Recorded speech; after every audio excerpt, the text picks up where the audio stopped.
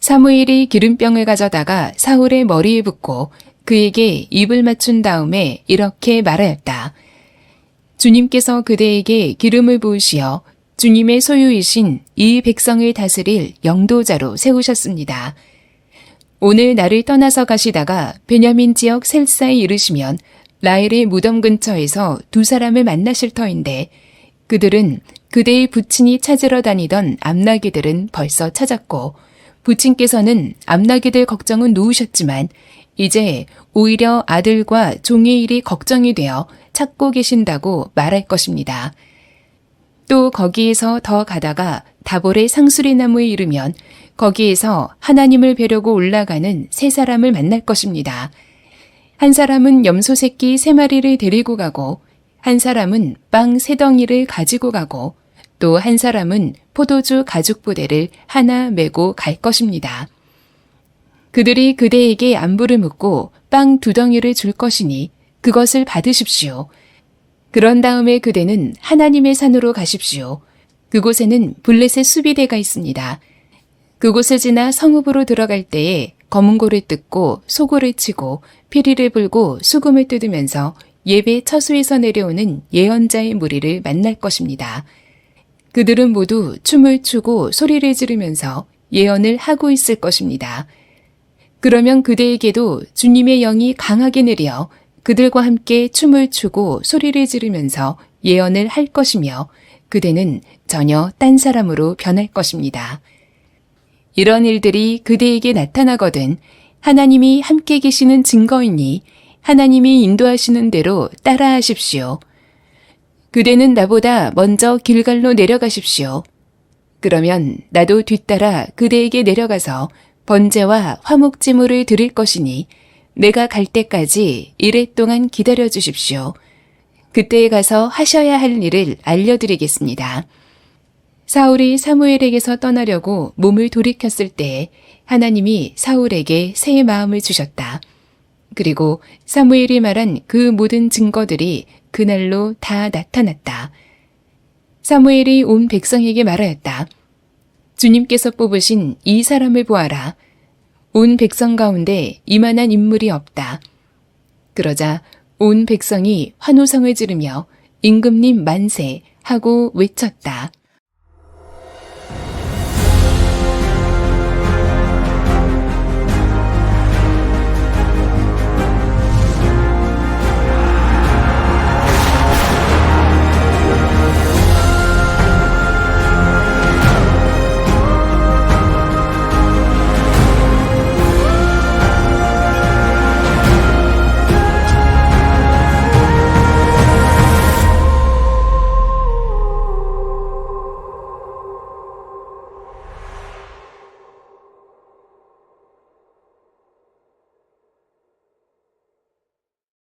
하나님 마음에 맞는 사람 12번째 시간입니다. 차선에서 최선으로 인도하심을 믿으라 라는 제목의 말씀을 나누겠습니다. 이런 말이 있습니다. 최선의 가장 큰 적은 최악이 아니라 차선이다 라는 말이 있죠. 최악과 최선을 구별하는 것은 그렇게 어렵지 않을 수 있지만 최선과 차선을 구별하는 것은 참 쉽지가 않습니다. 우리의 삶이 복잡하기도 하고 변수가 많기도 하고 우리의 지식과 한계가 있기 때문에 정말 좋은 길이 무엇인지 선한 길이 무엇인지는 많은 지혜가 필요합니다. 그래서 빌립보 교회를 향하여서 사도 바울이 편지를 쓰면서 기도한 것이 하나 있다면 바로 그런 지혜와 통찰력을 달라고 성도들을 위해서 기도를 합니다. 빌립보서 1장 9절이죠. 내가 기도하는 것은 여러분의 사랑이 지식과 모든 통찰력, 인사이트로 더욱 풍성하게 되어 여러분이 가장 좋은 것이 무엇인가, 다른 번역에는 가장 선한 것이 무엇인가를 분별할 줄 알게 되는 것입니다. 그리하여 여러분이 그리스도의 날까지 순결하고 흠이 없이 지내며 예수 그리스도께서 주시는 의의 열매로 가득 차서 하나님께 영광과 찬양을 드리게 되기를 원합니다. 그렇게 기도한다고 말씀을 하고 있죠. 이 분별력과 통찰력이, 지혜가 여러분들에게 풍성하게 부어지게 되기를 축복합니다. 저는 사울이라고 하는 성경의 인물을 최선이 아닌 차선의 대표적인 인물로 꼽고 싶습니다. 왜냐하면 백성들이 왕의 제도를 구한 것은 하나님의 뜻이 아니었습니다. 하나님은 직접 하나님 백성들을 사사를 통해서 통치하기를 원하셨기 때문에 그렇죠. 그런데 이 이스라엘 백성들이 하나님께 요구하고 요청하고 자꾸 하니까 하나님이 허락하신 것뿐입니다.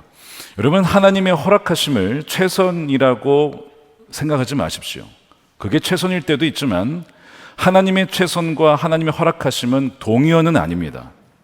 하나님께서 허용해 주셔도 그것이 하나님 뜻이 아니라 너무 요구하니까 그러면 그렇게 한번 해보아라, 그렇게 길을 열어주실 때가 있다는 거예요. 그래서 하나님은 차선의 상징물인 사울을 어떻게 인도하시는가? 우리가 최선이 아니라 차선을 택할 때에 하나님이 인도하시면 어떻게 될까? 이것이 바로 오늘 본문의 주제가 되겠습니다. 사무엘이 이제 백성들을 다시 미스바로 불러 모아서 너희들의 왕이 세워졌다, 하나님이 택하셨다라고 보여주시면서 한 말씀이 다시 한번 강조하기를 너희가 하나님을 버렸다라고 다시 한번 말씀을 합니다. 자, 19절입니다. 오늘날 너희는 너희를 모든 환난과 고난 속에서 건져내신 너희 하나님을 버렸다는 거예요. 너희에게 왕을 세워달라고 나에게 요구하였다. 하나님을 버리고 인간 왕을 세워달라고 하는 것은 그는 범죄인데 너희가 요구를 하고 자꾸 요구를 하니까 하나님이 허락하셔서 너에게 왕을 주시겠다는 것이죠. 나 주 앞에 나와 서거라 라고 말씀을 하면서 이 하도 요구한 사항에 대해서 하나님이 그냥 들어주신 것이다 라고 말씀하는 거예요. 이 백성들은요, 하나님이 가장 좋은 것을 주어도 이것이 좋은 것인지를 분별할 줄 아는 능력이 없었습니다. 아이들에게 이 음식이 좋은 거야, 나물을 먹습니까? 야채를 먹습니까? 안 먹죠. 아이스크림 좋아하는 거예요. 자기들이 준 사탕 좋아하는 거예요. 계속 때를 쓰면 그래 먹어라 하고 주잖아요. 이 허락하심이 반드시 최선은 아니라는 것을 말씀해 주고 있는 것이죠. 그러니까 하나님께서 길을 열어주셨다고 해서 그것이 하나님의 인도하심이라고 여러분 섣불리 결정하지 마시기 바랍니다. 지난주에 요나 이야기를 우리가 뮤지컬 통해서 봤잖아요. 하나님께서는 니느웨로 가라. 그런데 이 요나는 그게 싫은 거예요. 그래서 다시스라고 하는 스페인으로 갑니다. 만일 이 길이 하나님의 뜻이 아니면 막아주시겠지라고 생각해서 요바를 갔는데 마침 스페인 다시스로 가는 배가 준비되어 있네. 와, 길이 열린 거야.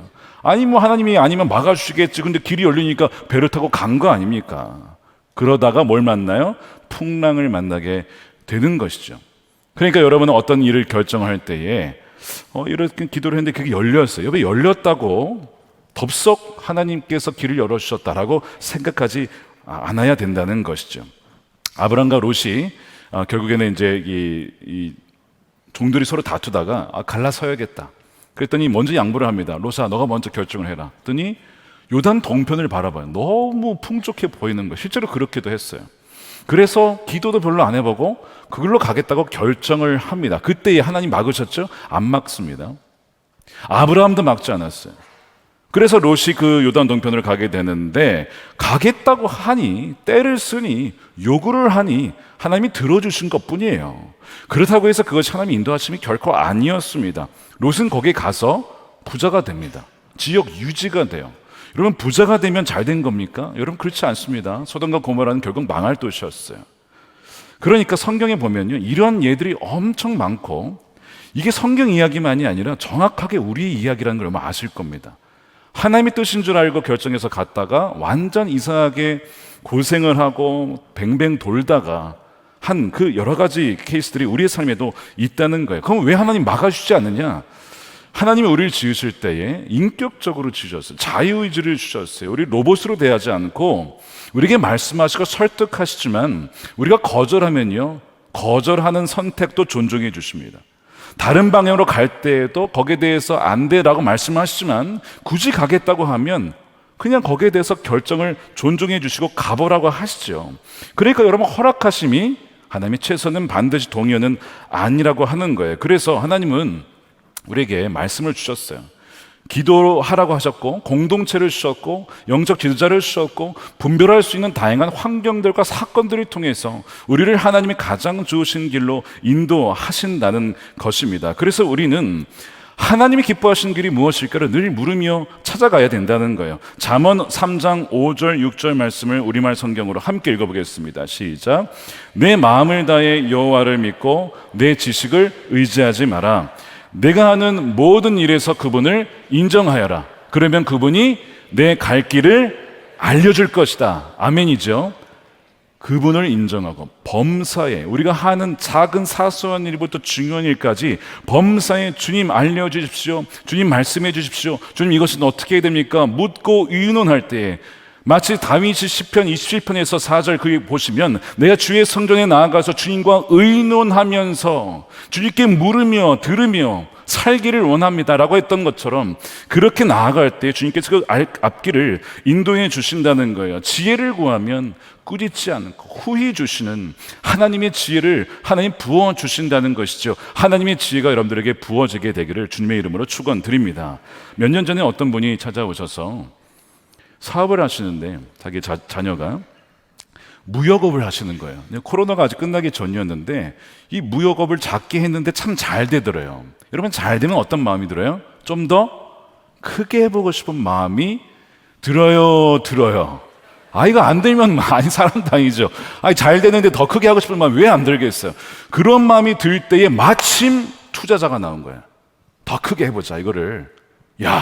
하나님 인도하시는 거 아니겠습니까? 그렇죠? 그럴 때가 많이 있어요.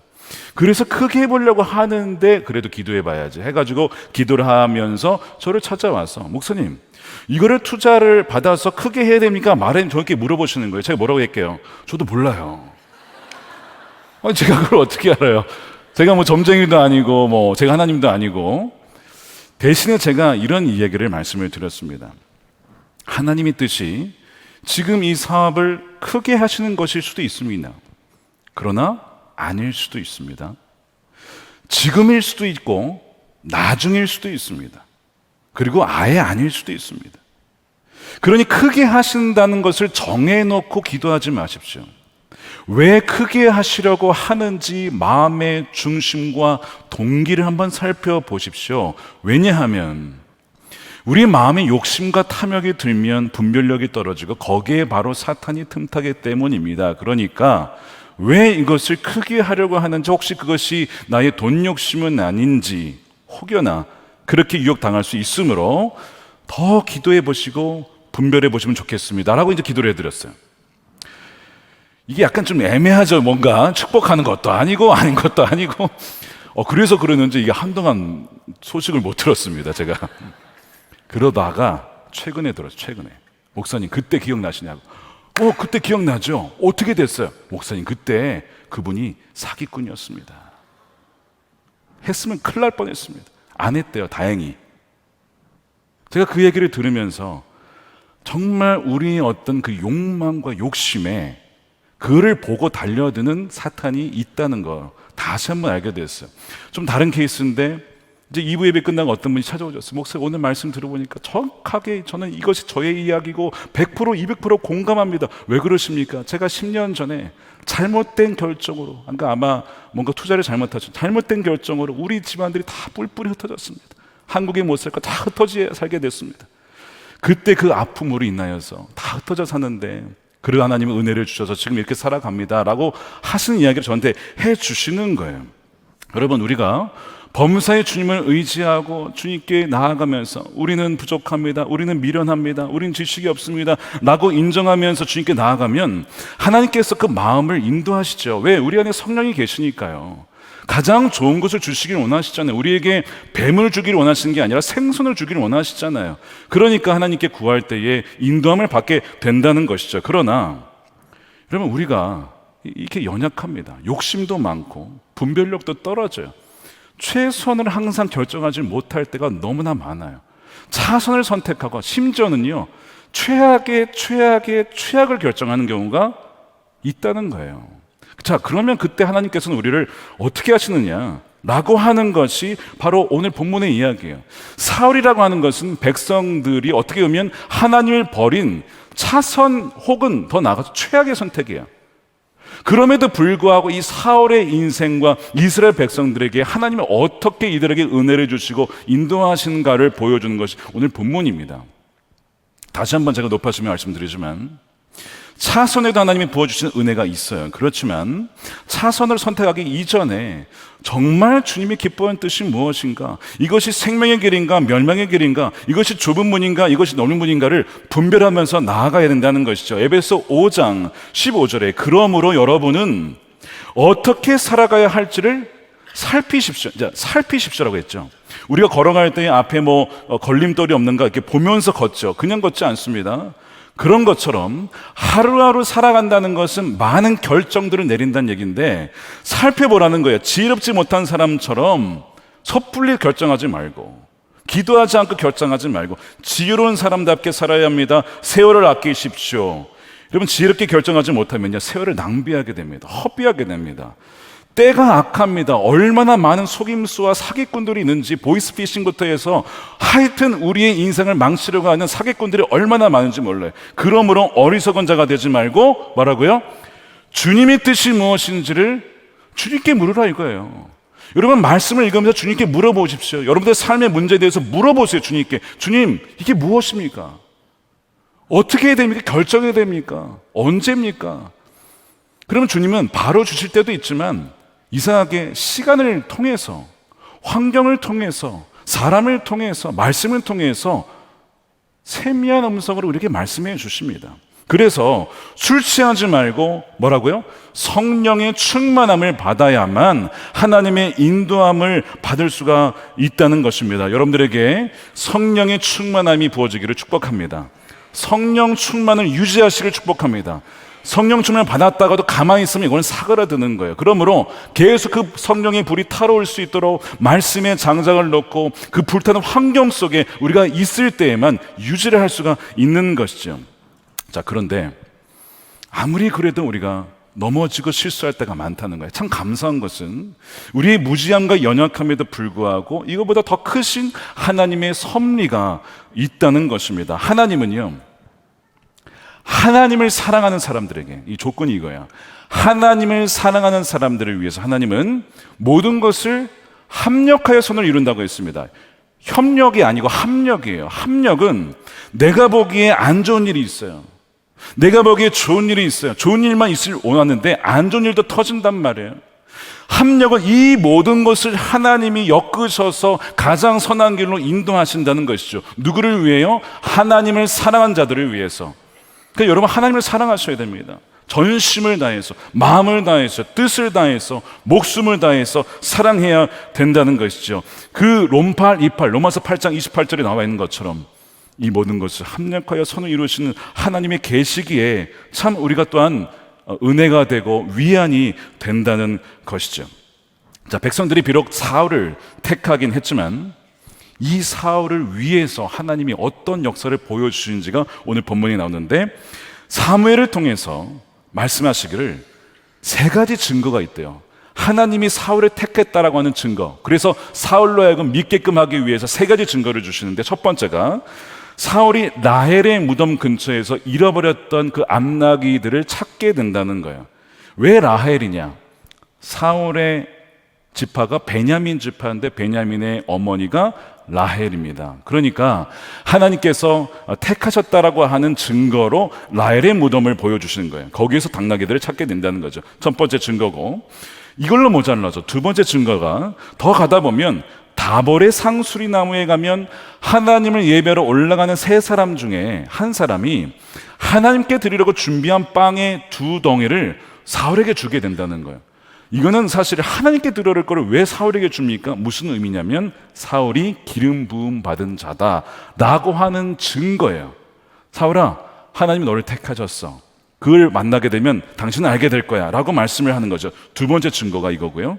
세 번째 증거, 이 두 개도 모자라서 세 번째 증거를 주시는데, 예언자의 무리들을 만나게 될 텐데 그들이 예언을 할 때에 사울도 주님의 영이 임하면서 예언을 하게 되면서 다른 사람으로 변화된다는 것입니다. 이것이 세 번째 증거예요. 사무엘이 말한 대로 그날 하루에 이 세 가지 증거가 다 나타나게 되고 사울이 경험을 하게 됩니다. 그래서 새 마음이 생기고 하나님의 영이 부어지면서 이 사울이 전혀 다른 사울로 바뀌게 돼요. 그러니까 이제 이 사울을 알던 사람들은, 야, 이거 그 사울 맞아? 사울이 예언을 하네? 선지자였어? 이런 식으로 깜짝 놀라게 되는 거예요.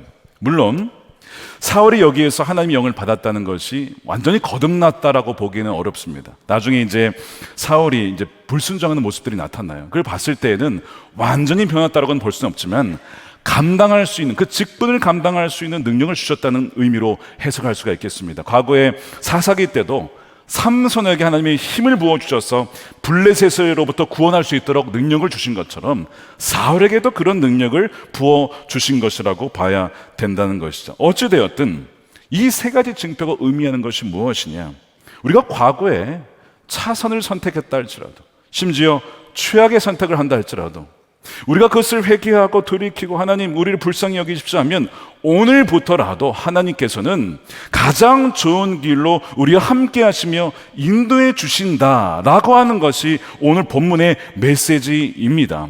자, 그래서 7절 보시는데요, 6절 7절에 보시면 오늘 중요한 핵심 구절이 되겠습니다. 그대에게도 주님의 영이 강하게 내려 그대는 전혀 딴 사람으로 변할 것입니다. 이런 일들이 그대에게 나타나거든 뭐라고 되어 있죠? 하나님이 함께 하시는 증거니 하나님이 인도하신 대로 따라가십시오. 하나님이 사울과 함께 하신다는 거예요. 저는 이 말씀을 묵상하는데 참 감동이 됐어요. 비록 우리가 잘못된 결정을 내리고 차선에 어떻게 보면 최악의 결정을 내릴 때가 있어요. 그로 말미암아 참 어려움을 겪습니다. 그렇지만 우리가 그것을 주님 앞에 내어놓고 하나님 우리가 잘못된 결정을 내린 것 같습니다. 그랬을 때에 우리가 과거를 바꿀 수는 없어요. 그러나 오늘을 바꿀 수 있습니다. 그리고 앞으로는 바꿀 수가 있어요. 그러니 하나님 우리의 삶을 인도해 주십시오. 지금까지 하나님의 뜻을 온전히 찾지 않은 것을 용서해 주시고 오늘부터는 정말 주님이 기뻐하시는 최선의 길로 나아갈 수 있도록 내 손을 붙잡아 주십시오라고 할 때에 하나님 뭐라고 하신다고요? 너와 함께한다. 내가 너를 인도할 거야. 그러니까 나에게 순종해 와 라고 주님은 오늘 우리에게도 이 말씀을 통해서 여러분 모두에게 주시고 있는 것입니다. 근데 참 안타깝게도 이렇게 하나님께서 말씀을 하시고 확증을 주시고 그럼에도 불구하고 벌써부터 이 10장에서 사울이 몇 가지 아주 작은 불순종을 합니다. 뭐냐면 길갈로 먼저 내려가라고 했는데 길갈로 가지 않고 자기 집으로 그냥 돌아갑니다. 이게 첫 번째예요. 두 번째, 자신이 왕으로 부름 받았는데도 여전히 믿지 못합니다. 그래서 집에 갔더니 이제 삼촌이 그런 얘기를 하는 거예요. 삼촌이 사무엘 선지자가 무슨 말을 했느냐 했더니 이 모든 어마어마한 일은 다 싹 빼놓고 암낙이 찾았습니다. 그 얘기만 하는 거예요. 그 얘기는 한편으로 보면 내가 이제 아직 기름 부음 받은 것에 대해서 겸손한 것이라고 볼 수도 있겠지만 아직 못 믿는 겁니다. 하나님이 나를 통해서 역사하심을 아직도 믿지 못하고 있는 사울의 모습을 보고 있는 것이죠. 이 점이 참 아쉬운 거예요. 정작 사울은 하나님께서 이렇게 인도해 주시려고 해도 머뭇거리며 주저하며 있는 그 모습을 보여주고 있죠. 여러분, 지난 과거를 잊어버리고 여러분 후회해봤자 소용없어요. 오늘부터 주님께서 작은 것이라도 말씀하시면 한번 순종해 보세요.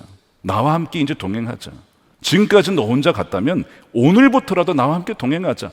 주님께서 손 내미실 때에 작은 것 하나하나만 나아가 보세요. 그러면 그 과거에 어떤 일이 있었지라도 이거와 비교할 수 없는 하나님의 회복의 은혜가 부어지게 된다는 것이죠. 자, 그래서 이렇게 주저하는 사울을 위해서 하나님이 한 번 더 하나님의 열심을 보여주시는데, 여러분, 누군가가 불순종하면요 주변 사람들이 피곤해지는 거 아시죠? 무슨 얘기냐? 사울이 지금 왕인데 압니다, 본인이. 그러니까 결국에는 사무엘을 통해서 백성들 다시 다 불러 모아가지고 그 사람들 앞에서 너희들의 왕인 것을 확증해 주는데, 이게 사실은 사울을 위해서 하는 거예요. 하도 안 믿으니까. 그러니까 누군가가 불순종하면 주변 사람들이 피곤해진다는 걸 여러분 기억하십시오. 내가 불순종하면 나의 아내가 피곤해지고 나의 남편이 피곤해지고 우리 자녀들이 피곤해지고 교회가 피곤해진다. 그러니까 여러분 민폐 끼치시면 안 되는 거예요. 순종하라고 할 때에 순종해야만 다른 사람들도 평안해지는 겁니다. 자, 그 순종하지 않는 또 확실 없는 사울을 위해서 다 힘들게 또 미스바에 다 모여가지고, 아니 거기가 좀 약간 사막지대 아닙니까? 얼마나 더웠을까. 하여튼 모여가지고, 자, 너희들을 위해서 왕을 뽑았다. 자, 모여라. 딱 뽑았는데 베냐민 지파가 나왔어. 딱 뽑았는데 마드리 집안이 나왔어. 마드리 집안에서 또 뽑았더니 기스의 아들 사울이 뽑힌 거예요. 아니 그 수십만 명 중에 사울이 뽑힐 확률이 얼마나 낮아요. 사실 하나님이 선택하신 거예요. 사실 이 백성들에게 보여준다기보다 사울아, 너가 하나님께 택함 받은 사람이야. 근데 왜 이렇게 못 믿어? 과거에 백성들이 실수했어도 왕을 구한 건 잘못인데 내가 허락했어. 그러니까 이제부터는 내 인도함 따라 가면 돼. 근데 왜 이렇게 못 믿는 거야? 너를 택했다고 하나님이 하면서 사무엘 입술을 통해서 뭐라고 하시죠? 24절입니다. 사무엘이 온 백성에게 말하였다. 주님께서 뽑으신 이 사람. 여러분, 사울은 백성들이 뽑은 게 아닙니다. 인기 투표한 것도 아니고 선거한 것도 아니에요.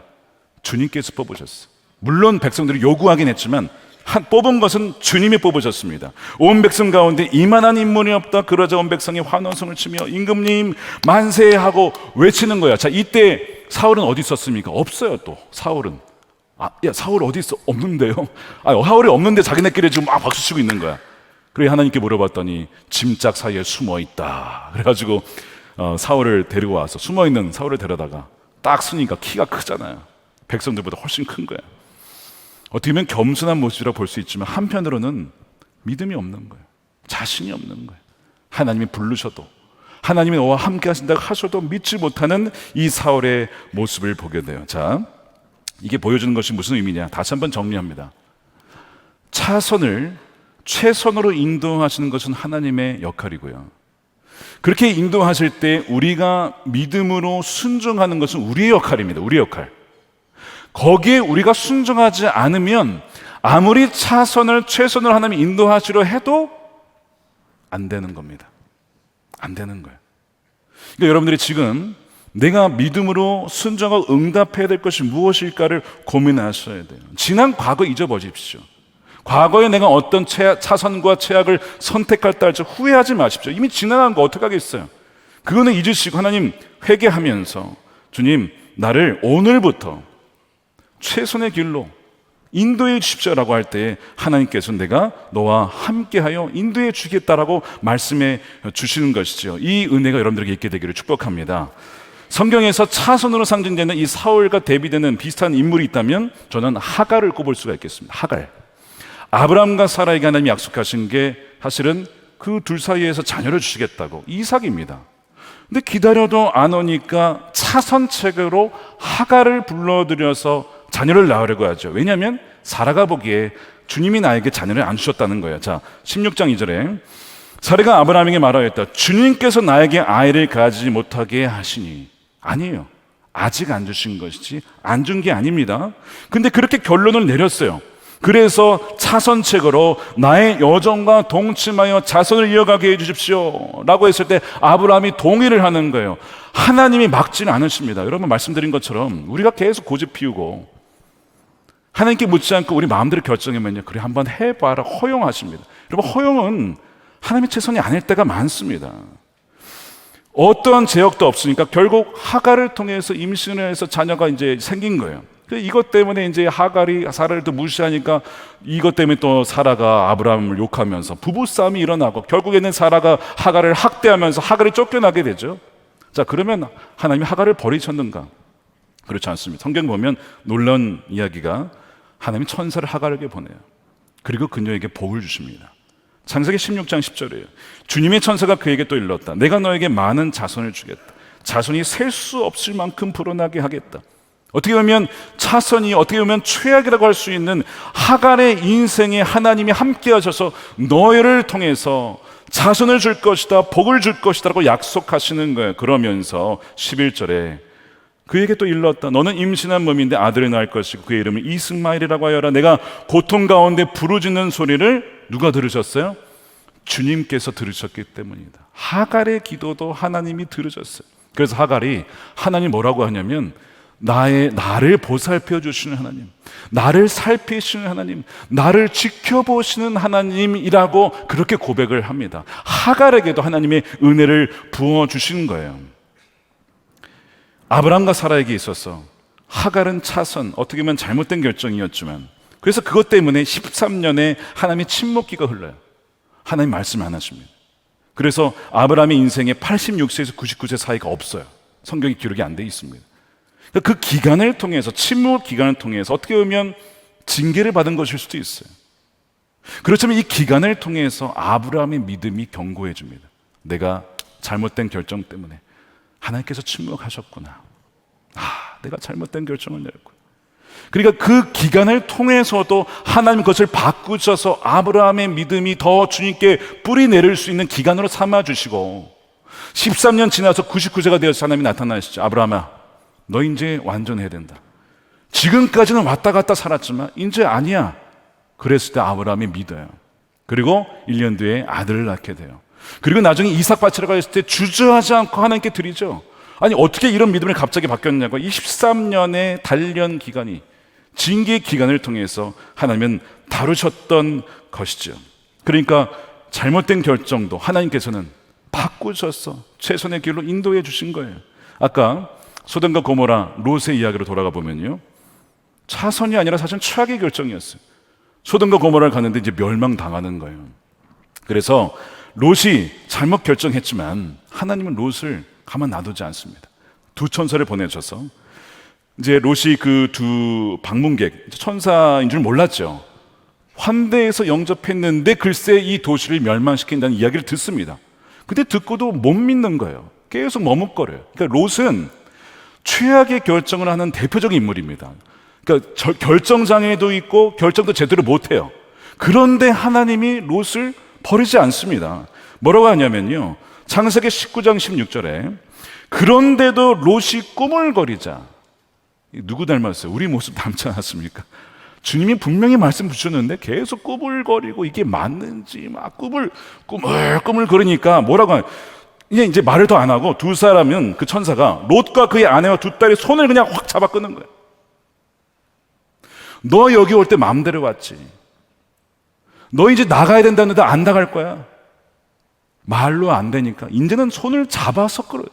지금까지 너 마음대로 살았지만 오늘부터는 이제 주님과 동행해야 되지 않겠냐. 하나님이 그의 손을 붙잡아 주십니다. 강건하여 끌어주시는 거예요. 그래서 잡아 끌어서 성 바깥으로 안전하게 대피시켰다. 롯이 무슨 그럴 만한 사람입니까? 사실 근데 이게 하나님의 자비하십니다. 주님께서 롯의 가족에게 자비를 베푸신 것이다. 사실 이 배경에 누가 있었어요? 아브라함이 기도를 해줬죠. 하나님, 아브라함 그 도시에 롯이 사는데 이 조카 불쌍히 여겨주십시오. 살려주십시오. 그 기도 들으신 거 아닙니까?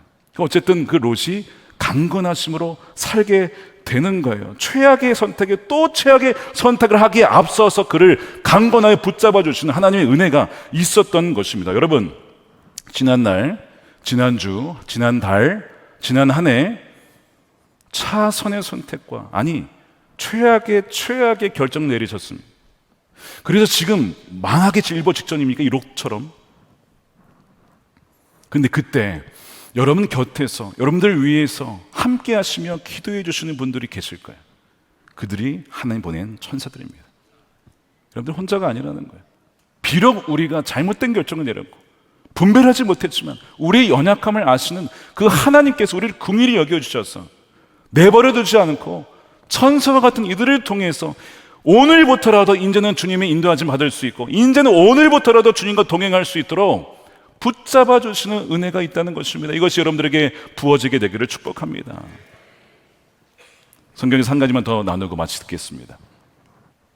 룻기에 보면 나오미가 나오는데요, 베들레헴에 기근이 들었어요. 그러면 경제가 무너질 때 어떻게 해야 돼요? 방법은 여러 가지가 있어요. 이걸 버티든지 아니면 다른 데로 이사를 하든지 해외로 가든 여러 가지 길이 있겠죠. 중요한 건 뭐예요? 물어보는 거예요, 하나님께. 하나님, 이 길이, 내가 지금 이 기근을 견뎌내는 것이 최선입니까? 왜냐하면 여러분, 최선이라는 것이 항상 눈이 보기에 좋은 게 아닙니다.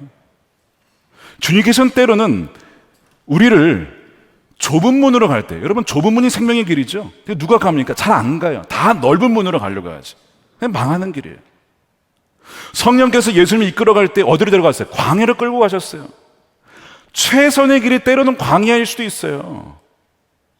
근데 지금 기근 당했다고 해서 여기는 아닌가 보다 하고 그냥 물어보지도 않고 어디로 가냐면 모압으로, 동편으로 이사 갑니다. 이상하게 이 동편이 별로 좋지 않은 것 같아요. 자꾸 롯도 동편을 갔다가 망하고 지금 여기 모압으로 갔다가 최악의 결정이었어요. 거기서 남편이 죽어요. 두 아들 다 죽습니다. 성경의 대표적인 최악의 결정 중 하나예요. 나오미의 이 이주. 나오미가 내 인생이 쓰다. 하나님 나로 하여금 이렇게 쓴맛을 보게 하셨다. 너무 고통스러워 하시죠. 나오미가 이렇게 힘들어하는 거예요.